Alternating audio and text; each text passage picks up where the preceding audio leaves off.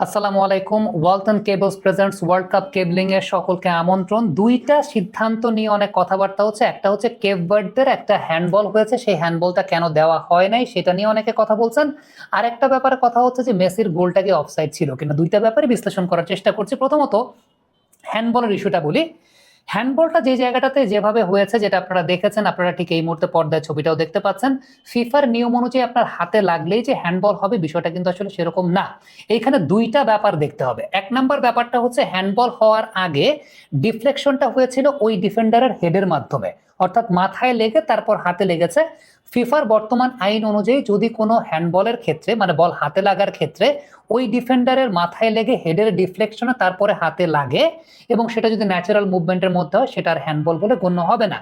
দুই নাম্বার যে বিষয়টা সেটা হচ্ছে কোনো একজন প্লেয়ারের লাফ দেওয়ার সময় কিংবা বডি কোনো পোস্টারে, যেটাকে আমরা ন্যাচারাল মুভমেন্ট বলি, ন্যাচারাল মুভমেন্টে যদি তার হাতে বলটা লাগে সেক্ষেত্রেও সেটা আসলে হ্যান্ডবল বলে গণ্য হবে না।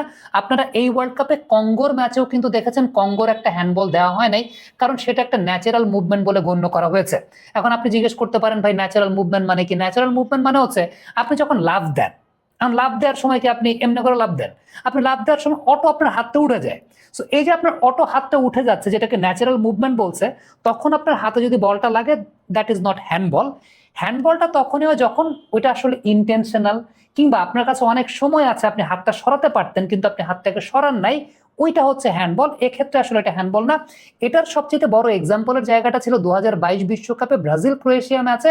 ব্রাজিল একটা হ্যান্ডবল মিস করেছিল এবং সেখানেও কিন্তু আলটিমেটলি ওই প্লেয়ারের ন্যাচারাল মুভমেন্টের কারণে এটা হ্যান্ডবল হিসেবে গণ্য হয় নাই। Which is the world-class cable brand?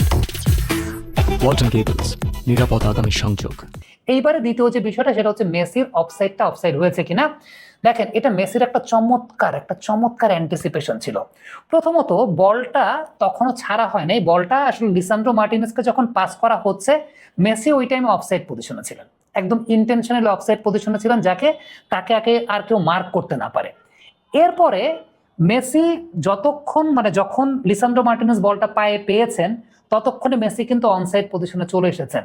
যখন লিসান্দ্রো মার্টিনেজ বলটাকে ছেড়েছেন ততক্ষণে লিওনেল মেসি অনসাইড পজিশনে ছিলেন, অর্থাৎ চলে এসেছেন, মানে অফসাইড পজিশনের ফাঁকটা তিনি পেতেছিলেন যাতে তাকে কেউ মার্কিং না করে। এরপর যখন বলটা ছাড়া হচ্ছে তখন মেসি অনসাইড পজিশনে চলে এসেছিলেন।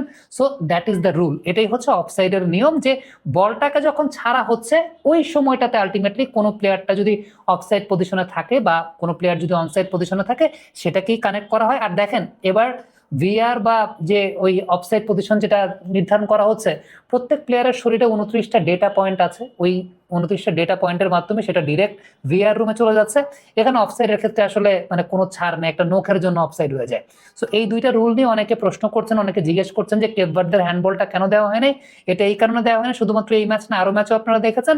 আর মেসির অফসাইডের ব্যাপারে আগে তিনি অফসাইড ছিলেন যখন পায়ে বলটা পান নাই লিসান্দ্রো মার্টিনেজ, কিন্তু মার্টিনেজ যখন বলটা পাস করেছেন in the meantime Messi কিন্তু চলে এসেছেন। So that is the thing. Thank you so much আমাদের সঙ্গে এতক্ষণ থাকার জন্য।